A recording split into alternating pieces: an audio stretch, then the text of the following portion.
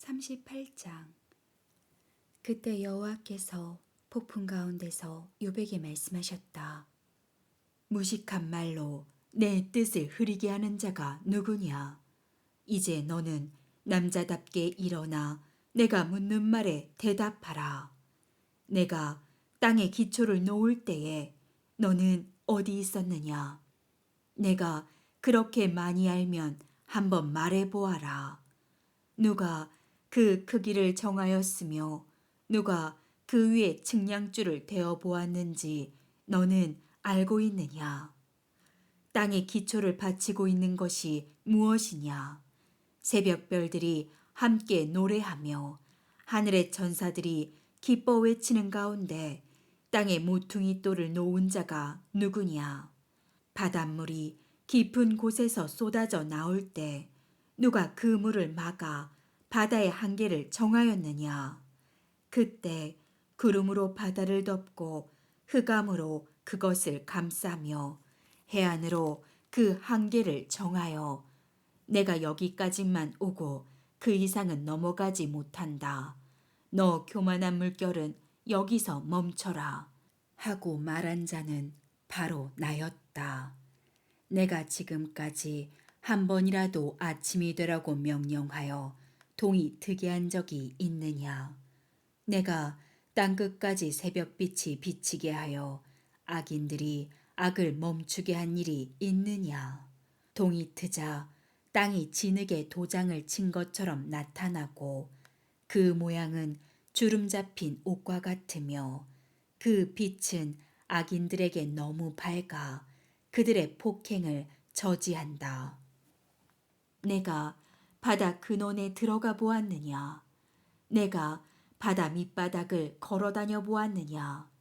죽음의 문이 너에게 나타난 적이 있으며 내가 사망의 그늘진 문을 본 적이 있느냐? 땅이 얼마나 넓은지 내가 이해할 수 있겠느냐? 내가 알면 나에게 말해보아라. 빛은 어디서 오며 어두움의 근원은 무엇인지 내가 알고 있느냐? 너는 빛과 어두움의 범위가 얼마나 되는지 알고 있으며 그 근원까지 가는 길을 아느냐? 내가 나이를 많이 먹었으니 알고 있을지도 모르겠다. 너는 눈 창고에 가본 일이 있으며 우박 창고를 본 일이 있느냐? 나는 이것들을 환란 때나 전쟁시를 위해서 저장해 놓았다. 너는 빛이 확산되는 지점과 동풍이 땅으로 흩어지는 지점에 가본 일이 있느냐? 폭우가 흘러내려가는 골짜기 길을 누가 만들었으며 번개가 다니는 길을 누가 만들었느냐? 누가 사람이 살지 않는 곳에 비를 내리며 메마른 땅을 축축하게 하여 풀이 나게 하는가? 비에게도 아비가 있느냐? 이슬방울은 누가 낳았느냐? 얼음과 서리의 어미는 누구냐? 이것 때문에 물이 돌같이 굳어지고 해면이 얼게 된다.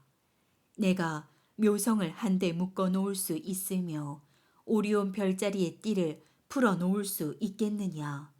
내가 계절마다 제때의 별을 이끌어낼 수 있으며 곰자리를 인도할 수 있겠느냐? 내가 하늘의 법칙을 알고 그 법칙이 땅에 적용될 수 있도록 하겠느냐? 너는 구름에게 큰 소리로 명령하여 그것이 비가 되어 내 위에 내리게 할 수 있겠느냐? 내가 번개를 보내 그것으로 내가 가리키는 곳을 치게 할 수 있느냐? 누가 마음의 지혜와 깨닫는 마음을 주었느냐? 구름을 셀 수 있을 만큼 지혜로운 자가 누구며 하늘의 물병을 쏟아 먼지나 티끌이 덩어리가 되게 할 수 있는 자가 누구냐? 너는 사자들이 굴에 엎드려 있거나 숲속에 누워 기다리고 있을 때 그들이 먹이를 사냥하여 그 새끼들의 굶주린 배를 채워줄 수 있겠느냐? 까마귀 새끼가 배가 고파 버둥거리며 나를 향해 부르짖을 때 그것들을 위해서 먹을 것을 마련해 주는 자가 누구냐? 39장. 산에 사는 염소가 언제 새끼를 낳았는지 내가 알고 있느냐? 너는 암사슴이 새끼 낳는 것을 지켜본 적이 있느냐? 그것들이 얼마 동안 새끼를 뱃속에 넣어 다니며 또 새끼를 낳는 때는 언제인지 내가 알고 있느냐? 그것들이 몸을 구부리고 일단 새끼를 낳으면 그 고통은 끝나버리고 그 새끼들은 빈 들에서 건강하게 자라다가 어미 곁을 떠나 다시는 돌아오지 않는다. 누가 들나귀에게 자유를 주었으며 누가 그것을 풀어놓아 마음대로 다니게 하였느냐? 내가 그것들에게 들을 주어 집을 삼게 하고 그것들로 염분이 많은 땅에 살도록 하였다. 나귀들은 도시의 떠들썩한 소리를 싫어하며 몰입꾼들이 외쳐대는 소리도 들으려 하지 않는다. 그것들에게는 산이 목장과 같아서 거기서 푸른 것을 찾는다. 들소가 너에게 순종하며 너의 외양간에서 머물겠느냐? 내가 줄로 들소를 메어 밭을 갈고 썰애질을 하게 할 수 있겠느냐? 그것이 힘이 세다고 해서 너의 힘든 일을 덜어 주리라고 생각하느냐? 내가 그것을 보내 곡식을 집으로 실어오게 하고 곡식단을 타작 마당으로 모으게 할 수 있느냐? 타조는 웅장하게 날개를 치지만은 그 깃과 털에서 어미의 사랑을 찾아볼 수가 없다. 그것은 알을 땅에 그대로 버려두어 땅의 열로 더워지게 하고 누가 발로 밟아 그것을 깨트리거나 들짐승이 해칠 것을 생각지 못하며 자기 새끼도 마치 제 새끼가 아닌 것처럼 무정하게 대하고 수고하고 애쓴 보람이 없어져도 그것에 별로 관심이 없다. 이것은 내가 타조를 어리석게 하고 지혜를 주지 않았기 때문이다. 그러나 타조가 날개를 펼치고 뛰어갈 때는 말과 기술을 우습게 본다. 내가 말에게 힘을 주고 흩날리는 갈기를 그 목에 입혔느냐? 내가 말을 메뚜기처럼 뛰게 하였느냐? 그 위험 있는 콧소리는 두려움마저 느끼게 한다. 말은 앞발로 땅을 힘있게 차며 전쟁터로 달려가면서도 두려움을 모르고 칼과 맞서도 피하지 않는다. 그 위에서는 화살통이 덜커덩거리고 긴 창과 작은 창이 햇빛에 번쩍거린다. 그것은 나팔 소리가 나면 미칠 듯이 앞발로 땅을 차고 달려나가며 나팔 소리가 날 때마다 콧소리를 내고 멀리서도 전쟁 기미를 알아차리며 싸우는 소리와 지휘관들이 명령하는 소리를 다 듣는다.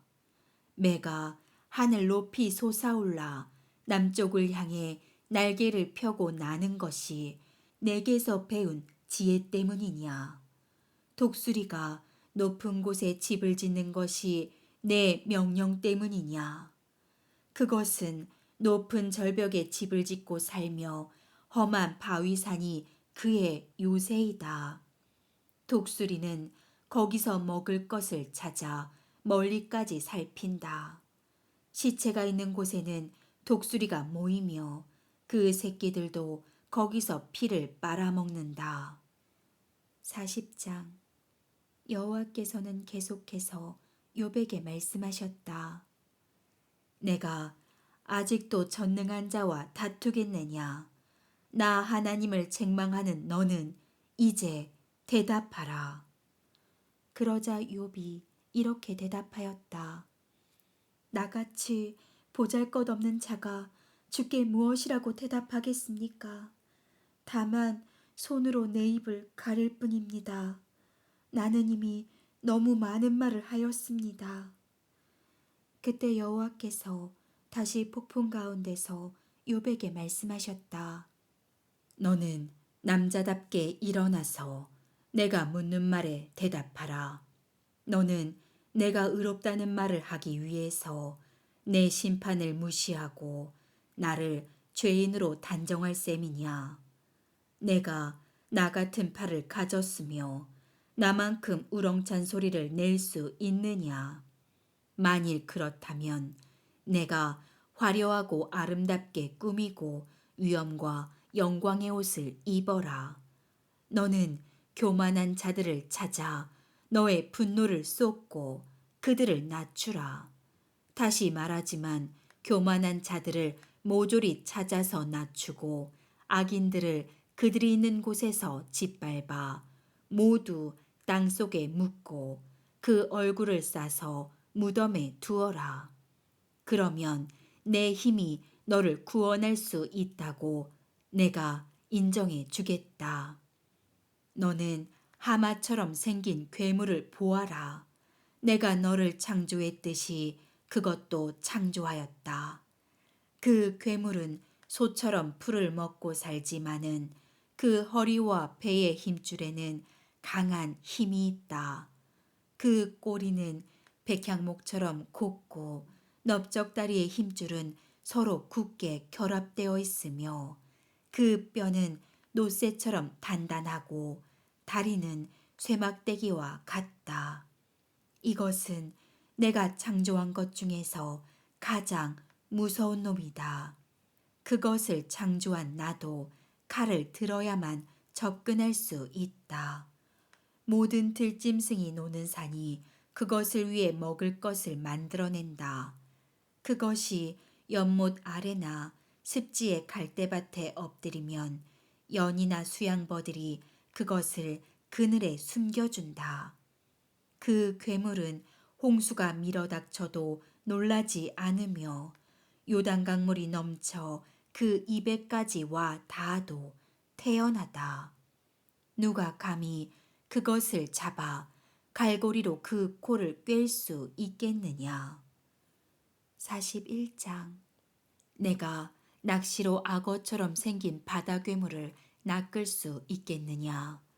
내가 노끈으로 그 혀를 묶을 수 있으며 줄로 그 골을 꿰고 갈고리로 그 턱을 꿰을 수 있겠느냐. 그것이 너에게 놓아달라고 간청하거나 부드러운 말로 아첨하겠느냐. 그것이 너와 계약하고 영원히 너의 종이 되겠느냐. 내가 그것을 새와 같은 애완동물로 만들어 내 소녀들과 함께 놀 수 있도록 메어둘 수 있겠느냐. 어부들이 그것을 잘라 상인들에게 팔 수 있겠느냐.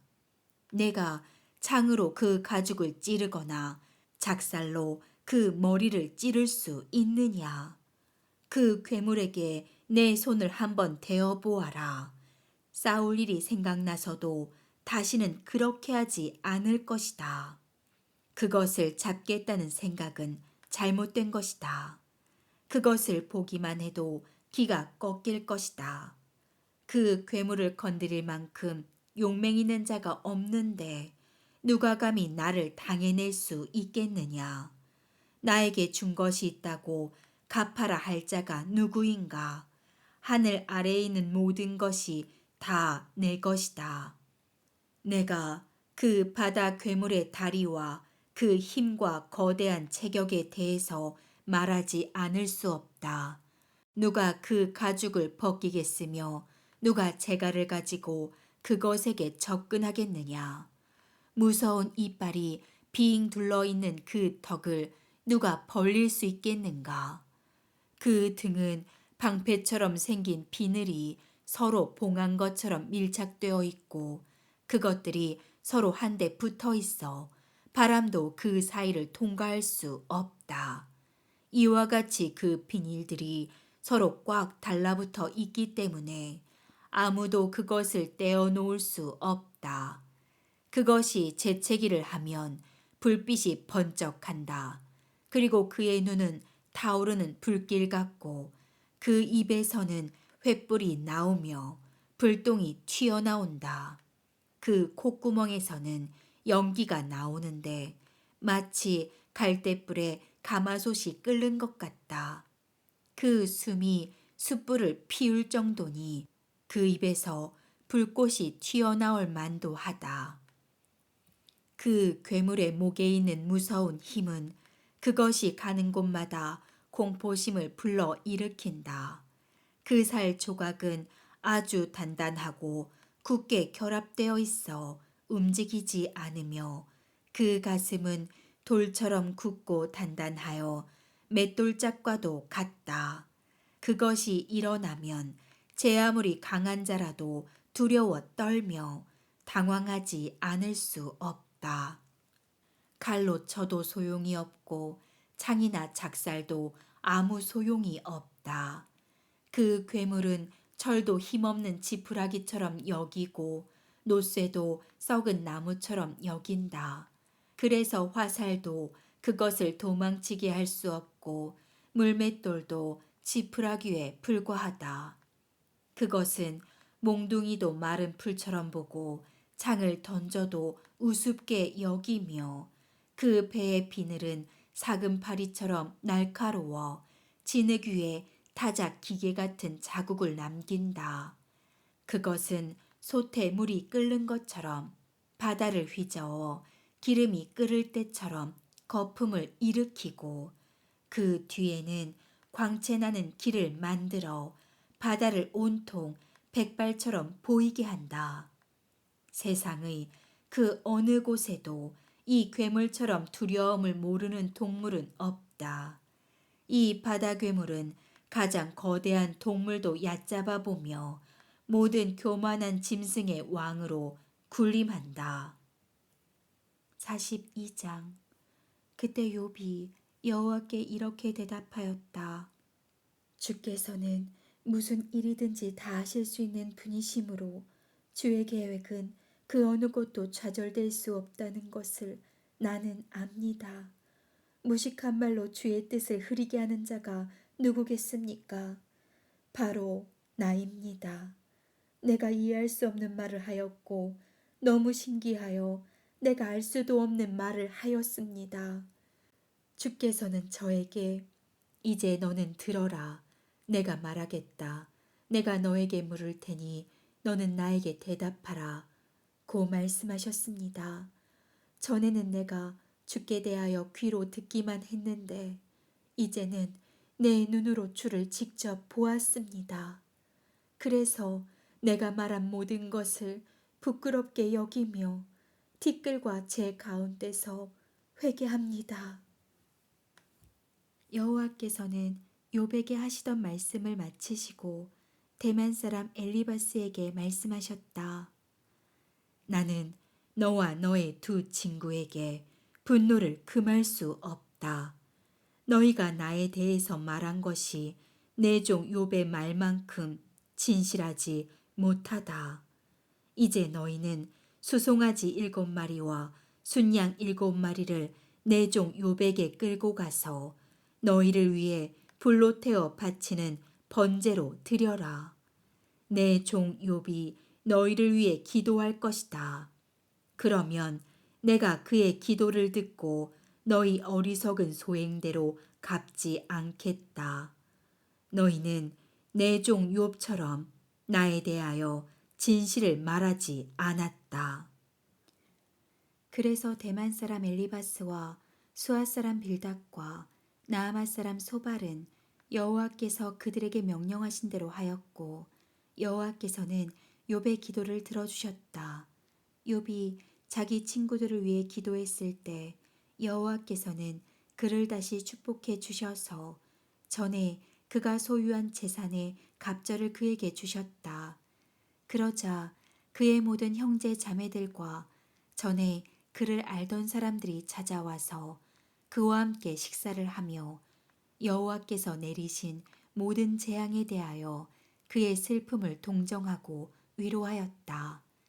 그리고 그들은 모두 은화 1개와 금고리 하나씩을 그에게 주었다. 여호와께서는 욥의 말년에 처음보다 더 많은 복을 주셨다. 그래서 이제 그는 양 14,000마리, 낙타 6,000마리, 소 2,000마리, 암나귀 1,000마리를 소유하게 되었다. 그리고 그는 7 아들과 3 딸을 낳아 제일 큰 딸을 여미마, 둘째 딸을 그시야, 셋째 딸은 게렌 합북이라고 이름을 지었는데 그 온 땅에 욥의 딸들처럼 아름다운 여자가 없었다. 욥은 아들들과 함께 딸들에게도 유산을 배분해 주었다. 그 후 욥은 140년을 살면서 자손을 4대까지 보았으며 나이 많아 늙고 수명이 다하여 죽었다.